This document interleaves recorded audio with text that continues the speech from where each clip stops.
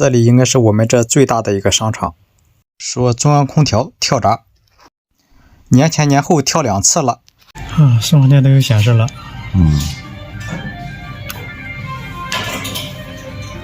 那就是控制风机的，控制3路风机的，但也不一定哪一个跳是吧？之前就是跳了以后找人修了以后，修好以后就是半个小时又跳了，你没推上去，又用了一段时间是吧？一共修了2次，相隔2个月，然后这次又跳了，然后找修空调的师傅过来，师傅说没问题，让查电路的原因，但我觉得还是空调的问题。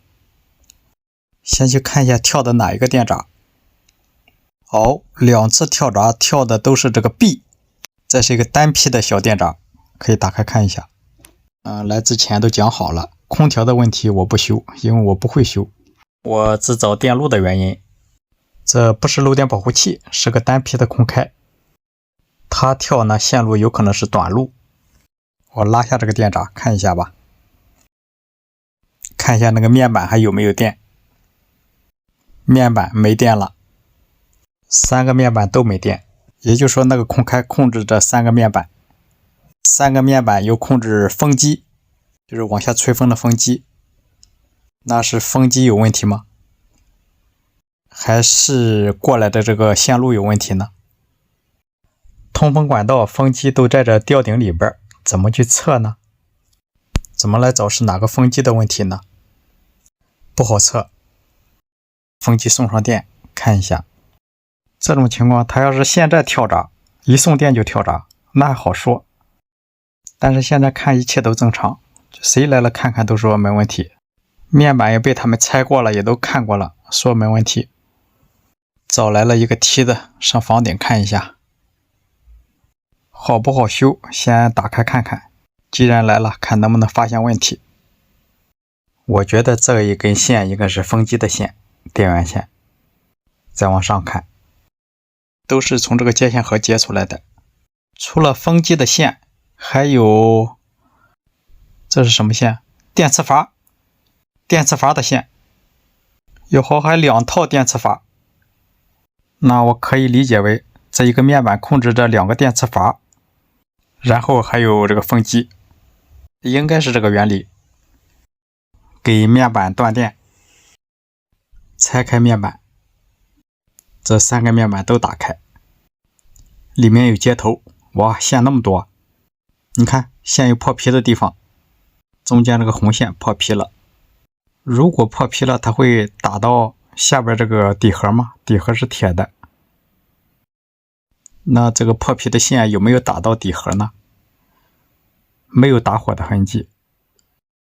这样3个都拆开了，没发现有破皮打火的地方。把每个面板的零火线拆下来，现在上面只剩风机和电磁阀的线，测量每个风机线和电磁阀线与零线之间的电阻。风机，这3个风机吗？这是与零线之间表针摆动位置一样。那这个掺胶带，这2个是不是电磁阀？记住表针的位置就可以了。电磁阀是不是要拆下来测量一下？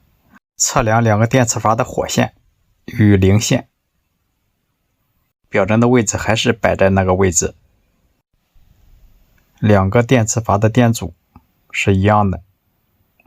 看第2个面板，同样测量这几根线与零线之间表针摆动的位置，与第1个一样的风机的线，电磁阀的线摆动的位置也是一样的一样。我不知道这样测能不能找到故障原因，我这也是碰运气。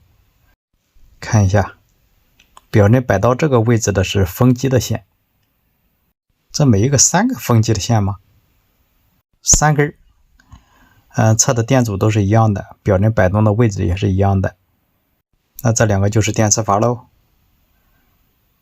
位置和前面那些电磁阀的位置不一样，再看一遍，摆动很小，这2个都摆动很小，电阻异常。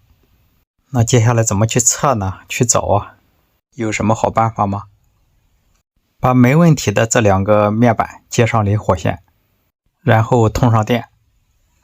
接下来就挨个来打开这些房顶，房顶的检修口，看一下能不能找到这个风机的位置，测一下。现在只要是火线上带电的，就是正常的，电笔感应到线上带电。看一下风机，风机也是有电的。那就接着找下一个检修口，看有没有。这不有电池阀？这不有电池阀吗？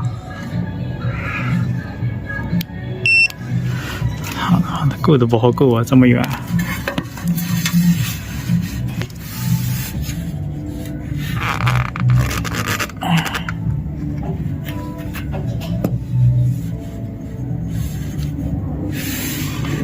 高中低，它这个高中低是红线、绿线和黄线。没有电，加个零线。拿腕表我测一下吧。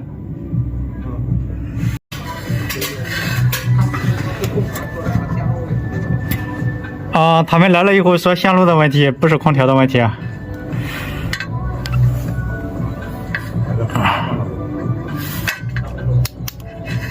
高中低它是线圈儿，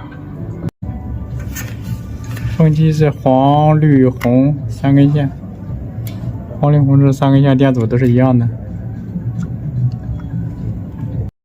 因为没调零，所以和城市档测的电阻值不一样，但可以确定这个线圈是正常的，在下边测的都正常，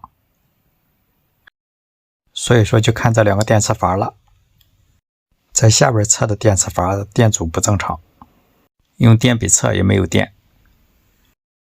把电磁阀的线头扒开看一下，测的电阻看应该表针有摆动的，它这个没有，可以说这个电磁阀已经坏了。